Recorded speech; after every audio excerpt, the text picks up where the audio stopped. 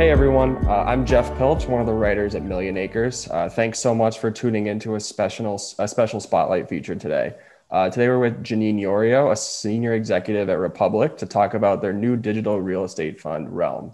Janine has been with Republic since June 2020. Previously, she was founder and CEO of Compound, a fintech company that was named one of Inc. magazine's 50 world-changing startups to watch. Compound was backed by notable VC firms such as NEA and Founders Fund. Last summer, Compound was acquired by Republic, which is how Janine ended up there. And she has a tremendous background as an institutional real estate investor. So really excited to dig into what's happening in digital real estate today. Thanks so much for being here. Welcome, Janine. Thanks for having me. Yeah. So I think kind of like the best way to kind of start is if you could kind of dig in to talk about like what the Realm Fund is and digital real estate overall, and we can kind of go from there.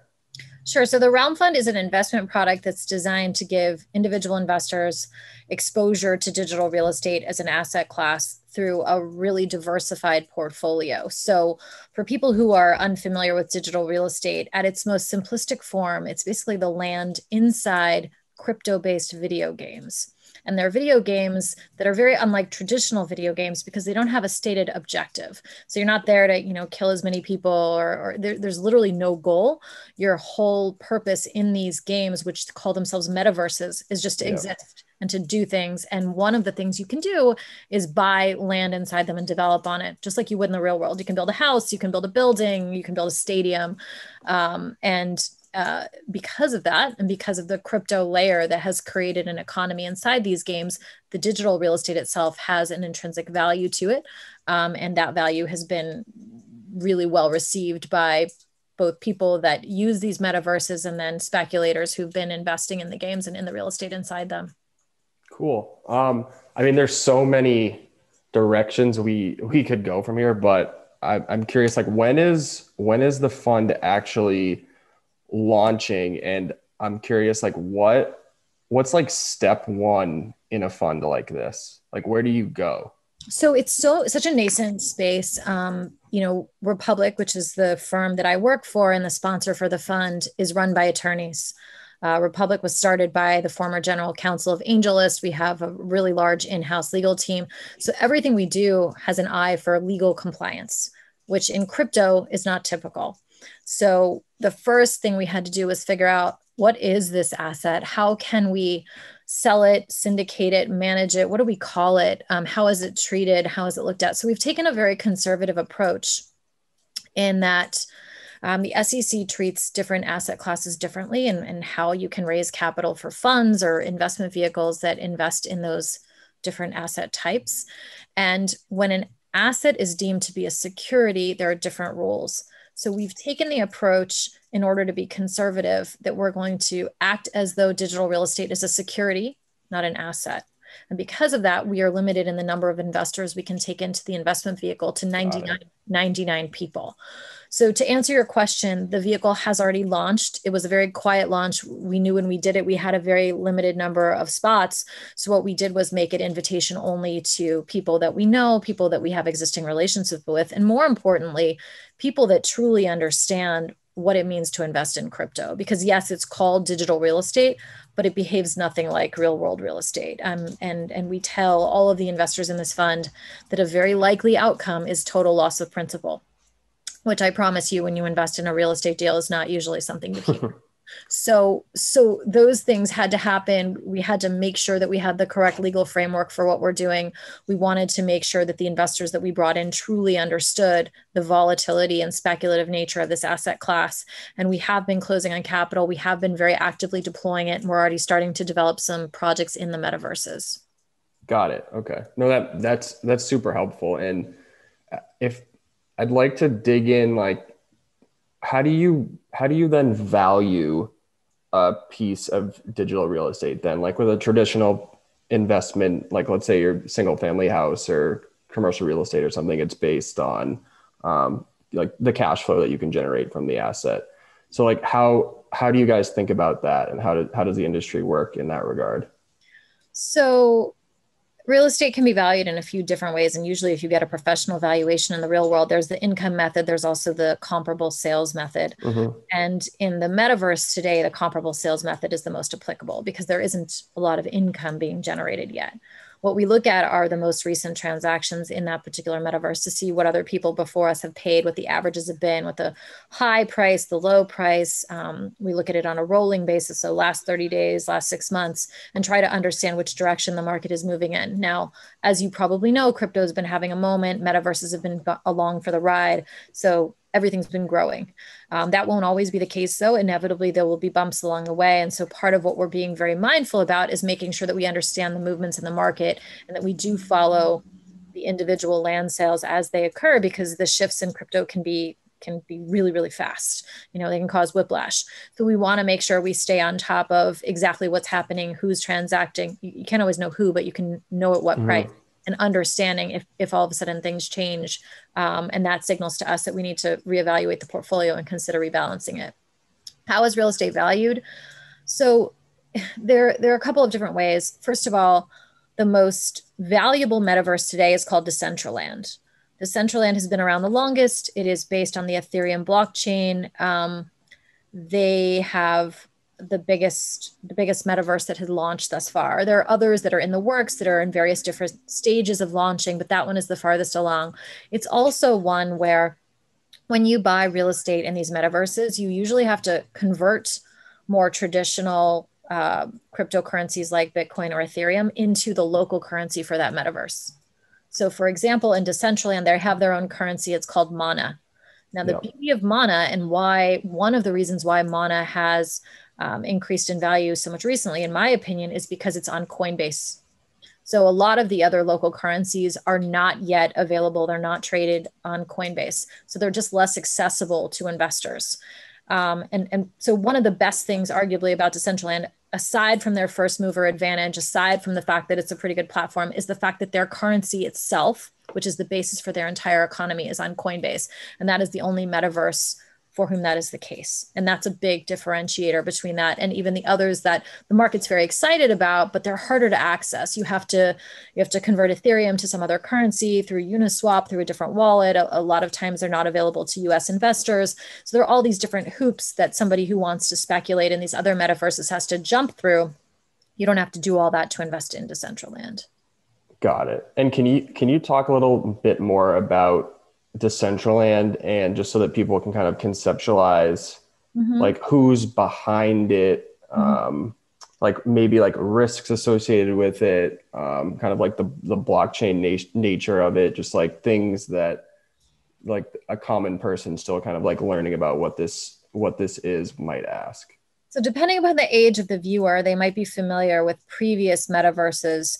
Kind of the first of them was The Sims and SimCity. Yep. And in 2003, one called Second Life launched, and that one's had a really good run. They also have their own economy inside the game. People have invested heavily. They build things. This newest wave of metaverses are different because they're built on the blockchain. And that has a couple of benefits. First of all, the entire concept of blockchain and cryptocurrency is that it is meant to be decentralized. So no one person or company holds the keys to it. So a lot of times people will ask, if you invest all this money in Decentraland and the developers decide to walk away from it, they're bored, they're not making money, whatever the case may be, they just throw in the towel or they turn off the lights. Presumably in a decentralized ownership structure, no one individual or entity can do that. Rather, they relegate the power inside that metaverse to what's called a DAO, a decentralized autonomous organization. And that group of people each holds keys to that metaverse so that no one person can unilaterally decide to shut it down. The addition of crypto also means that it's very easy to transact in these economies and to buy and sell things, and convert the currency back to US dollars, US dollar tokens, and other currencies that have real world value. And that's also novel for these metaverses. Like people that have children might be familiar with Minecraft or Roblox, where there are economies inside the game, like Roblox has Robux. and US dollars can be converted to Robux. I know this because my children hit me up all the time to do it. Converting Robux back to dollars, though, is impossible. So there's no Gotcha. two-way transaction. And the allure of the crypto-based economy is that you can convert to mana, and then you convert mana back to Bitcoin or back to US dollars. And that's the allure, is this interoperability of the currency and the assets inside these economies that give people comfort in investing large sums of money into them. Gotcha. And I'm sure you get this question all the time. But do you think there's any sort of correlation between, or like what the correlation is between, people being stuck inside for the last year and something like this taking off, and like what that potentially means for the future? I think the trend was already in place prior to the pandemic, kind of like, Zoom was around before the pandemic, Sure. right? I think the Zoom is the killer app of the pandemic. And in some ways, the metaverse has been really helpful for people who needed to socialize, especially young people. And the non-crypto based metaverses, like the one inside Minecraft or Roblox or Fortnite, where there is this virtual world, has become a really important way of socializing for children who've been basically not able to attend school or play with their friends for over a year. So the trends were already in motion, and the pandemic just sort of amped it up a notch and made the growth go from 0 to 1 into all of a sudden exponential. And I think the use cases are becoming more and more obvious. Like even right now, this is a meeting you and I would probably take in person, but for a pandemic. But over the past year, we've learned that we can conduct a perfectly normal seeming interview without me having to get on a plane or driving to go meet you, which is, it's kind of great, right? So this whole notion of socializing virtually has been something that people have been doing for a while, and now it's cracked the mainstream. And that's for metaverses as well. And I think the next wave we're going to see in metaverses are things that people want to do in the real world, but are hard across big distances, like dating, like attending conferences where people are coming from big distances to do them. And we've seen that happen in Decentraland already. You have things like yesterday, I think it was yesterday or the day before, Atari opened their casino in Decentraland. In the real world, if you and I were going to go meet at a casino in Vegas, we would have to fly there. And last night you could go to a casino in Decentraland, and all we have to do is turn on our computer and go to a certain website. So there's a real allure now that we understand that there are a lot more things we can do without leaving home than we ever thought was possible. And, it may ultimately result in the unraveling of society as we know it, or it might give us a lot more free time. We might all become marathon runners because we've unlocked all of this time that we used to spend actually shuttling back and forth to places to meet people or go to conferences or take meetings.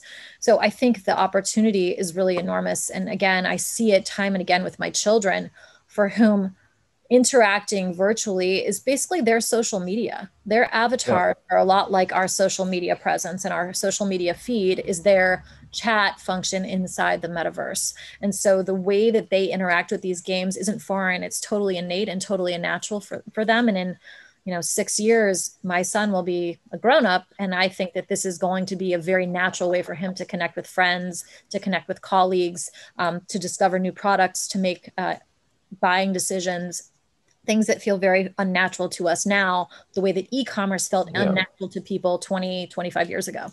Yep. And is that what then takes virtual real estate to potentially then behave more like true real estate, where it can generate cash flow? Like, I think what does it take to get there? I think that there is right now, you have to have a mix of scarcity and utility in order to increase value. And once the scarcity is widely perceived, then the value will increase to a level where companies that want to access the metaverse, it doesn't make sense for them to buy the land. Right now, you can buy a parcel of land at Decentraland for $8,000. Pretty much any company in America could swing that, right? Like even a pretty modest mom and pop store, like if they deemed it to be worthwhile, oftentimes they spend that much on a website, right?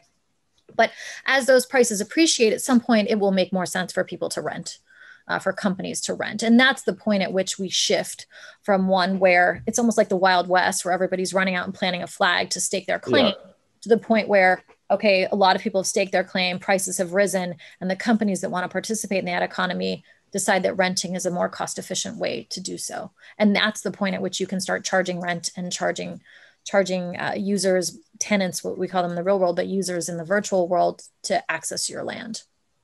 Gotcha. Yeah, I mean, I'm just, as you talk about this, I'm just like picturing a world where you're going to like the virtual mall and you like stop at, I don't know, Foot Locker and like go to some other store and like go to the virtual food court and have like a pizza delivered to your house while you like are on your way to the casino. Is that kind of like the vision? Is that where we think things are going? Yeah, I think, have you seen the movie Ready Player One?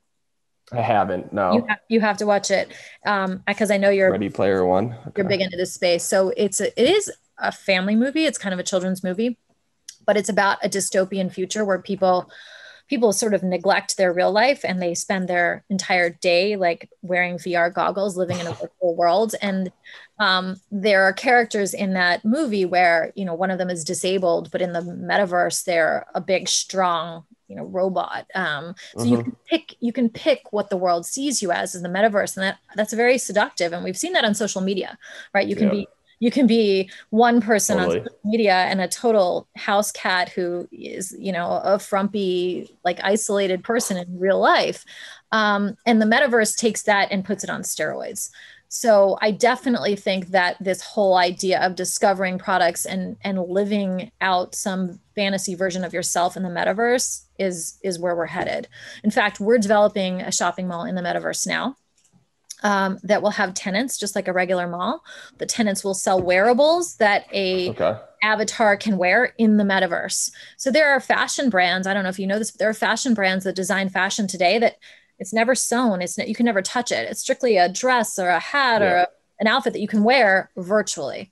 And you can wear it in your Instagram feed, or you can put it on your avatar and wear it in the metaverse. And so again, it sounds crazy, but not if you've been playing Fortnite for the last 5 years, spending money on skins, you know? So again, it depends very much on your perspective and kind of your entry point into the metaverse. If you're coming at it 3 decades into your life, it sounds more crazy than if you grew up with this whole idea that, you know, I got this skin that there was a limited quantity of. And so I walk around Fortnite and I look a certain way. So digital wearables at the virtual shopping mall, spending real world money, hanging out with your friends doesn't sound far off if you're familiar with those behaviors already. Yeah, sounds like you said Ready Player One. It makes me think of Black Mirror, but hopefully it will be like a good episode of Black Mirror. Well, of course, it is an action movie, so it takes a turn, but they do a really good job. You know, Hollywood is oftentimes really good at painting a picture of the future, and I think they give you a lot of sense of the possibilities. You know, and as the graphics quality becomes more photoreal, as VR becomes something that's less clunky, you can really see how we'll be able to do lots and lots of things. The most obvious of which is like taking virtual business meetings. You know, this still feels very version 1.0, right? It's very flat. Yeah. Both talk at the same time. We can't sidebar with somebody else in the meeting.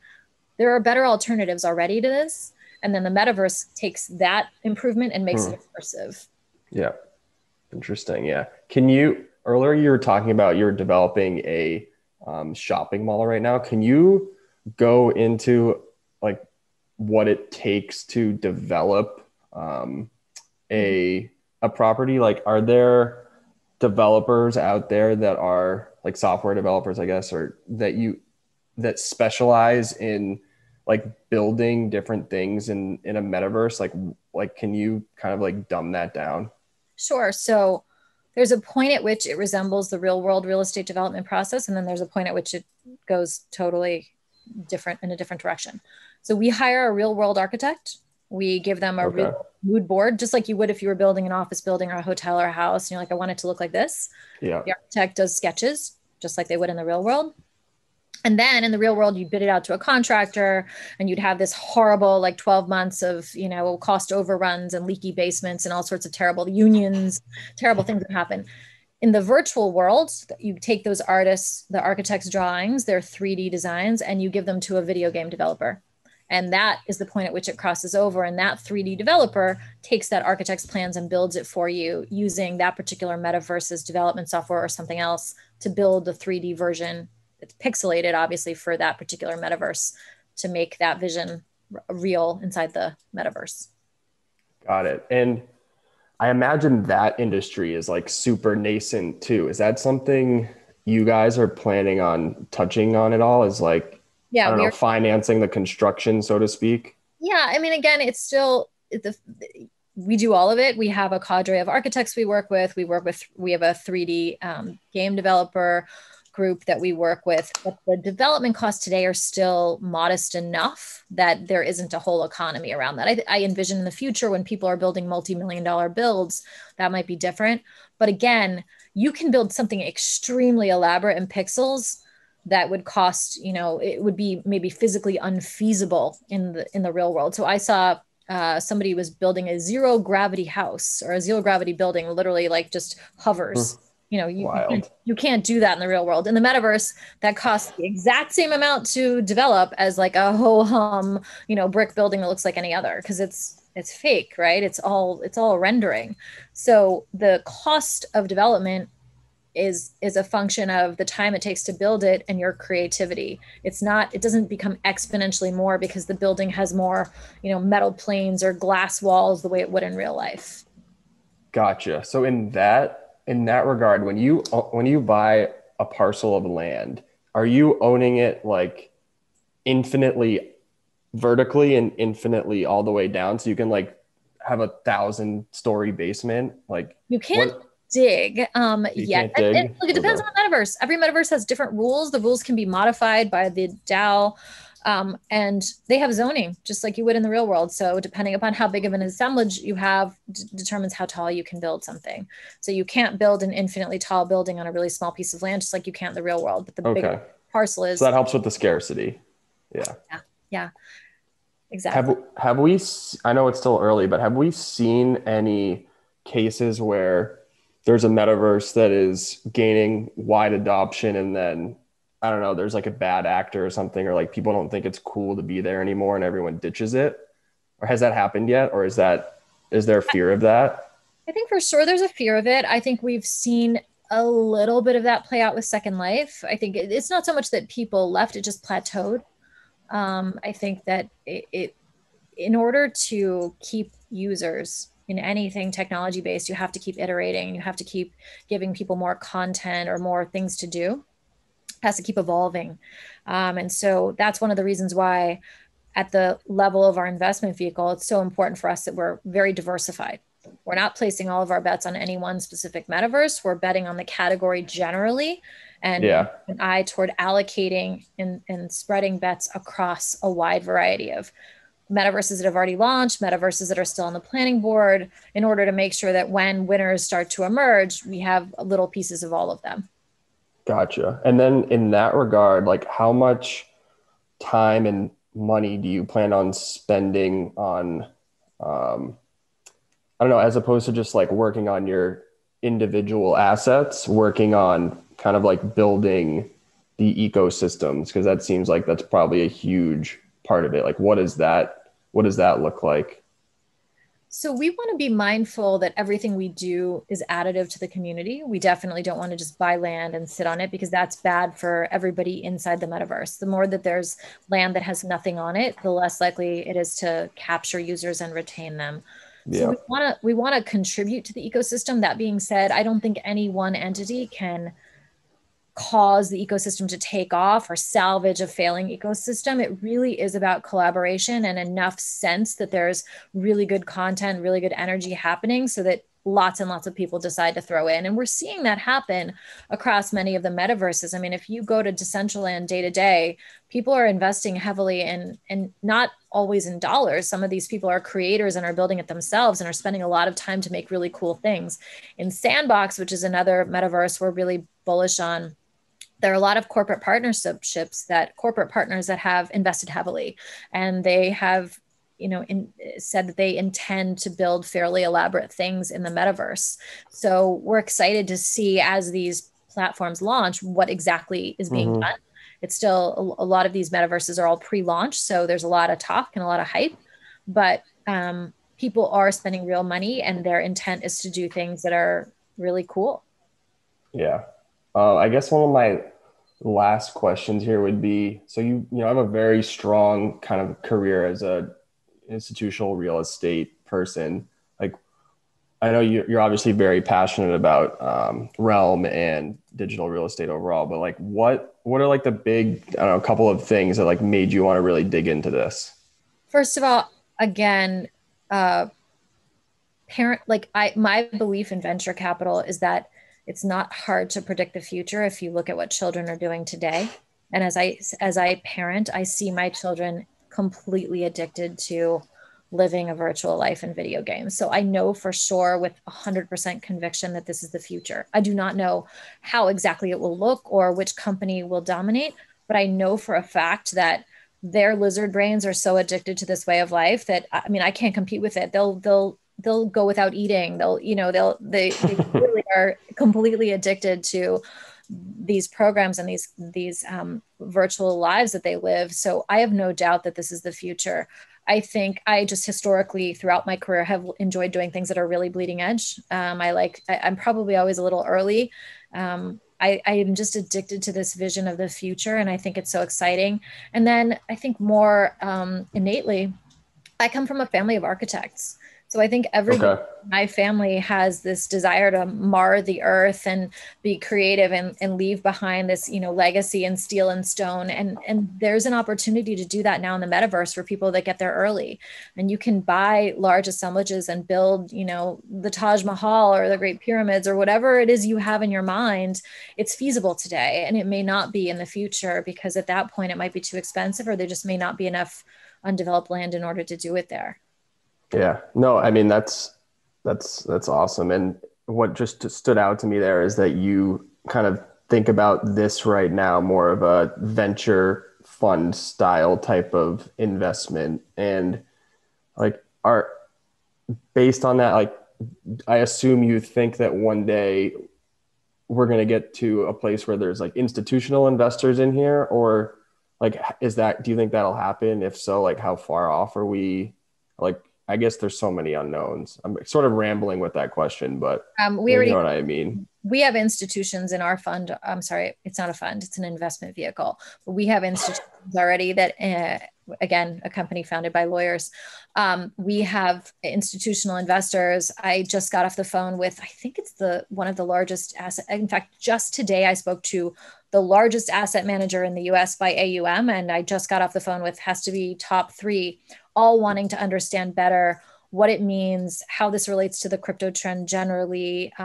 Yesterday, Grant's Interest Rate Observer wrote about digital real estate, and they are incredibly conservative and tend to be negative Yeah, on lots of new things. So I think even people that are skeptical about crypto and don't understand entirely, they can fundamentally understand this because it's like the land inside video games, and who doesn't know people that are addicted to playing Madden or whatever totally. their video game is of choice. That's a multi-billion-dollar industry already, advertising to people, and that's completely static, and it doesn't offer all of the opportunities that this does. So a lot of people who you would think would say, this is hogwash, they're actually taking a really serious look at it, which I think is really exciting. Yeah. That's frankly what it clicked for me personally Yeah, as I kind of like am learning about this space. But this was super interesting and helpful, Janine. I really appreciate the time. of course. Thank you. Good to talk to you. Thanks, Jeff. Thanks. And thanks everyone for tuning in. Hope you enjoyed today's show. If you have any questions, feel free to drop us a line at help@millionacres.com. Thanks everyone.